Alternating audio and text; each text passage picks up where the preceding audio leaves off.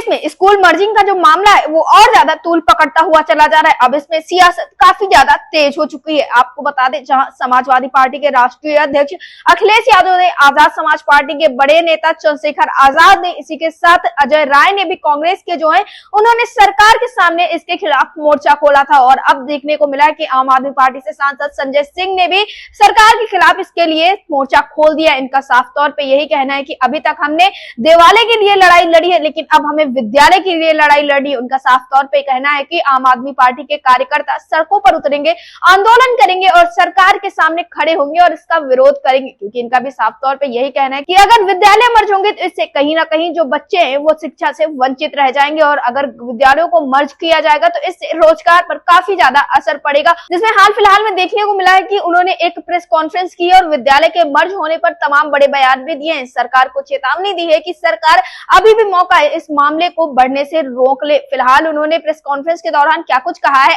आप भी सुनिए। उत्तर प्रदेश की योगी सरकार 27,000 सरकारी स्कूलों को बंद करने जा रही है, जिसके मैं प्रमाण भी आपके सामने रखूंगा कि किस तरीके से वो आने वाले दिनों में सरकारी स्कूलों को बंद करने का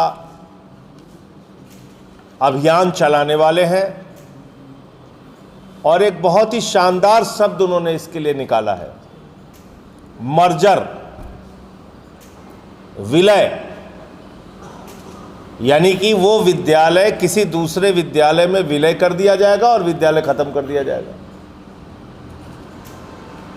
ये कहने के बजाय कि सरकारी स्कूल बंद कर रहे हैं, उन्होंने एक शब्द निकाला है, मर्जर।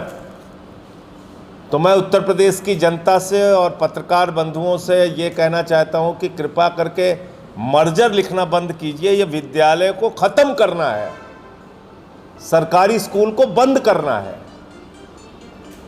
ये मर्जर शब्दों में खाली कहा जा रहा है। तो राइट टू एजुकेशन का एक्ट क्या कहता है, वो बहुत महत्वपूर्ण बात है। राइट टू एजुकेशन का एक्ट कहता है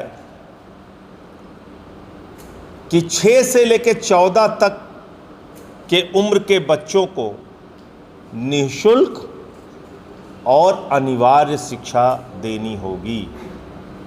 मैं फिर दोहरा रहा हूं, देश का राइट टू एजुकेशन एक्ट यानी कि शिक्षा के अधिकार का कानून ये कहता है कि 6 से लेकर 14 वर्ष के आयु के बच्चों को निःशुल्क और अनिवार्य रूप से शिक्षा देनी पड़ेगी। तो ये जो विद्यालयों को बंद करने का निर्णय लिया गया है, ये जो मर्जर का निर्णय लिया गया है, ये दरअसल देश के शिक्षा के अधिकार के कानून का खुला उल्लंघन है, राइट टू एजुकेशन एक्ट का खुलेआम उल्लंघन है। और ये उत्तर प्रदेश की योगी जी की सरकार, बीजेपी की सरकार कर रही है। अब इससे और क्या नुकसान है, इसमें करीब करीब 26,000 पहले ही बंद हो चुके हैं, 27,000 विद्यालय और बंद होने हैं।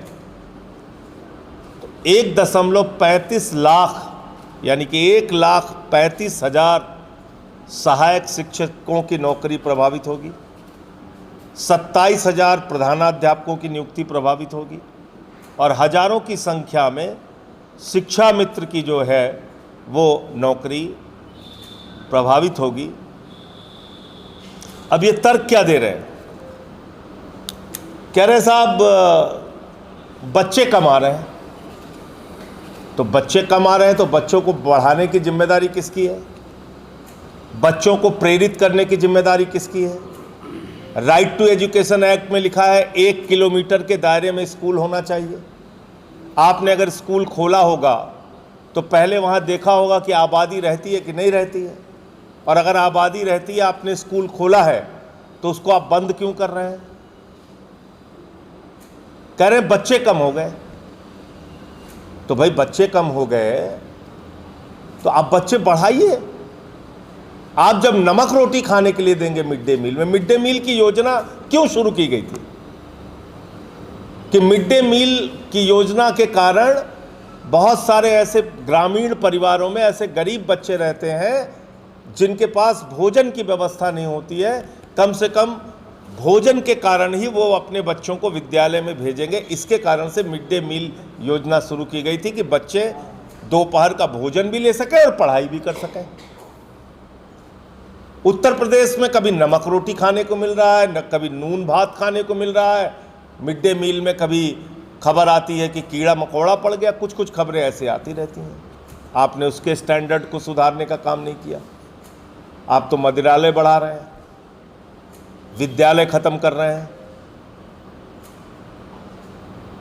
तो जो प्रेरणा होनी चाहिए, जो एक खुशी खुशी बच्चों को सरकारी स्कूलों में भेजने के लिए उत्साह होना चाहिए अभिभावकों में, पेरेंट्स के अंदर, माता पिता के अंदर, वो खत्म किया गया उत्तर प्रदेश के अंदर। कह रहे सरकारी स्कूल काम नहीं करते इसलिए हम बंद कर दे रहे हैं। तो आपकी सरकार भी काम नहीं कर रही, आप भी अपनी सरकार बंद कर दीजिए। भाई सरकारी स्कूल में काम नहीं हो रहा, बंद कर रहे हैं, आपकी सरकार काम नहीं कर रही, आपने सरकार बंद कर दीजिए। अरे भैया, अगर सरकारी स्कूल काम नहीं कर रहे हैं, बच्चे नहीं आ रहे, तो उसको बढ़ाने की जिम्मेदारी है आपकी। 2024 में उत्तर प्रदेश के अंदर 27,308 मदिरालय खोले गए और 2025 में 27,000 विद्यालय बंद करने की योजना है। तो ये मदिरालय बनाम विद्यालय की लड़ाई है। उत्तर प्रदेश को मदिरालय चाहिए या विद्यालय चाहिए? उत्तर प्रदेश को मधुशाला चाहिए या पाठशाला चाहिए? उत्तर प्रदेश को दारू चाहिए या शिक्षा चाहिए? ये इस बात की लड़ाई है। और ये आंकड़े बहुत चौंकाने वाले हैं। अकेले 4 साल के अंदर उत्तर प्रदेश में 42 लाख बच्चों ने उत्तर प्रदेश के अंदर 42 लाख बच्चों ने सरकारी स्कूलों की शिक्षा छोड़ी है।